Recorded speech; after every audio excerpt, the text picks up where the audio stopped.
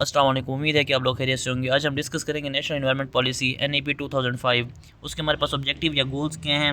उसके ऑब्जेक्टिव या गोल्स हमारे पास होते हैं conservation, restoration and protection of environmental resources, meeting international commitments, creating massive environmental awareness, integrating environment into policy making and planning process, capacity building of governmental agencies.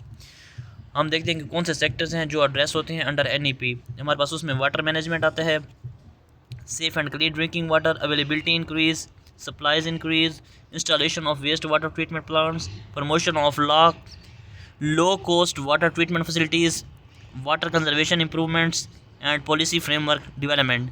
Number 2 पे हमारे पास आ जाते हैं इसमें waste management, control system strengthen करना, हमारे पास म्यूनसिपैलिटीज़ के रोल को इम्प्रूव करना, डिस्चार्ज करना, लाइसेंसिंग सिस्टम्स को इंट्रोड्यूस करना, और हमारे पास क्या होता है फैक्ट्रीज या इंडस्ट्रीज़ के अंदर वेस्ट मैनेजमेंट सिस्टम को इंस्टॉल करवाना, रूल्स और स्टैंडर्ड डेवलप करना।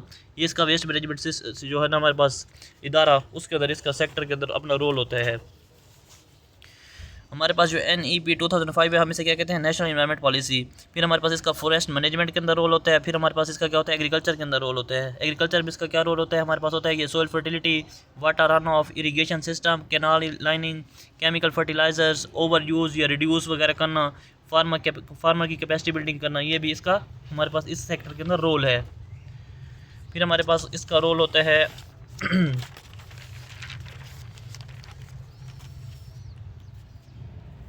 एयर क्वालिटी और नॉइज़ जो है ना पॉल्यूशन, उसके अंदर हमारे पास क्या करती है ये इस्टेब्लिश करती है quality standards for air quality and noise, enforce करती है standards regarding air quality and noise. फिर हमारे पास ये क्या करती है इनेक्टिंग करती है नेशनल क्लीन एयर एक्ट की, हमारे पास इस्टेब्लिश करती है और इम्प्लीमेंट करती है standards for vehicles, institutional capacity building करती है to manage the air pollution and noise pollution.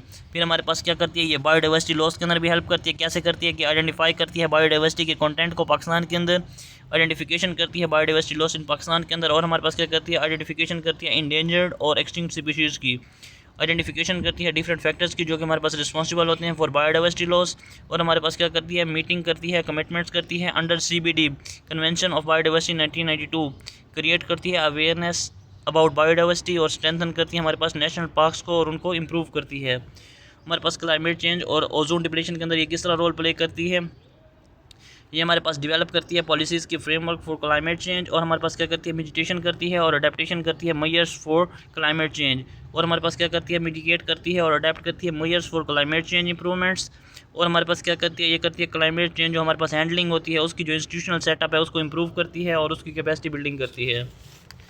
फिर हमारे पास इसका रोल होता है एनर्जी सेक्टर के अंदर। ये एनर्जी सेक्टर के अंदर क्या रोल प्ले करती है, ये हमारे पास जो एनर्जी सप्लाई अवेलेबल होती है ना ये उसको अनइंटरप्टेड एनर्जी सप्लाई की अवेलेबिलिटी को इंश्योर करती है, एनर्जी सिस्टम की ट्रांसफॉर्मेशन करती है, रिन्यूएबल एनर्जी प्रमोशन करती है, नॉन रिन्यूएबल एनर्जी को डिस्करेज करती है या मिनिमाइज़ करती है, सस्टेनेबिलिटी की तरफ ले जाती है, और हमारे पास क्या करती है ये हमारे पास पॉलिसी फ्रेमवर्क बनाती है फॉर डेवलपिंग, और हमारे पास क्या करती है इंस्टीट्यूशन कैपेसिटी बिल्डिंग करती है और इम्प्रूवमेंट्स करती है, और जो हमारे पास इन्वेस्टमेंट्स होती है ना सस्टेनेबल एनर्जी सिस्टम्स उनके अंदर इन्वेस्टमेंट्स लाती है। ये इसका रोल होता है। लाइफ स्टॉक सेक्टर के अंदर इसका रोल क्या होता है कि हमारे पास इंप्रूव करती है, फैसिलिटेट करती है प्रोडक्टिविटी को, इकोनॉमिक गेंस को और एम्प्लॉयमेंट को। अब हमारे पास क्या है कि policy instruments to achieve the NEP, हमारे पास जो डॉक्यूमेंट है या कमिटमेंट है वो क्या है हमारे पास इसकी है ना जो पॉलिसी इंस्ट्रूमेंट्स हैं टू अचीव द NEP, उसमें हमारे पास क्या होता है कि इंश्योरिंग लेजिस्लेशंस हमारे पास क्या होती है through regulatory mechanisms, through public private partnership और through integration of environmental and developmental processes. और लास्ट के ऊपर हमारे पास क्या होता है कि ये हमारे पास क्या करती है इन्वायरमेंटल एजुकेशन और अवेयरनेस के ज़रिए क्या कर सकते हैं हम इसको इम्प्लीमेंट कर सकते हैं। या हमारे पास क्या होती है ये पॉलिसी इंस्ट्रूमेंट के अंदर हेल्प करती है या डॉक्यूमेंटेशन ऑफ द कमिटमेंट्स के अंदर हेल्प करती है। तो उम्मीद है कि ये लेक्चर आपको समझ आया होगा और आप इससे आप खुद मोल्ड कर लेंगे अपने लिहाज से। अल्लाह हाफिज़।